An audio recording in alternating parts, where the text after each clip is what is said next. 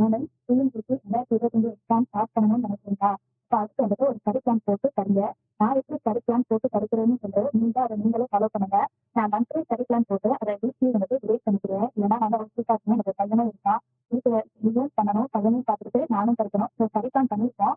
ஆனா ஏதாவது ஒரு வேலை வந்து வந்துடும், ஏதாவது ஒரு ஃபங்க்ஷன் போற மாதிரி இருக்கும். இப்ப இருக்கிற கிளைமேட்டுக்கு நமக்கோ இல்ல பையனுக்கோ வீட்டுல இருக்கிறவங்களுக்கோ உடம்பு முடியாம போயிடலாம்.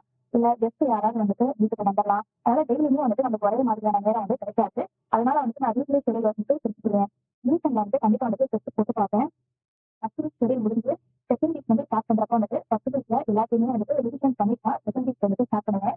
அதே மாதிரி தேர்ட் வீக் வந்து ஸ்டார்ட் பண்றப்ப வந்துட்டு ஃபர்ஸ்ட் வீக்கும் செகண்ட் வீக்கும் கண்டிப்பா ரிவிஷன் விட்டுட்டா தேர்ட் வீக் வந்து ஸ்டார்ட் பண்ணுவேன். இதே மாதிரி தான் போட்டு இருக்கோம். ஃபோர்த் வீக் படிக்கிறப்ப என்ன பண்ணணும் அப்படின்னா முடிச்சதுக்கு அப்புறம் நீங்க first second third fourth week எல்லாமே ரிவிஷன் பண்ணதுக்கு அப்புறம் தான் நெக்ஸ்ட் மந்தோட ஸ்டடி பிளான் வந்துட்டு நீங்க ஸ்டார்ட் பண்ணணும்.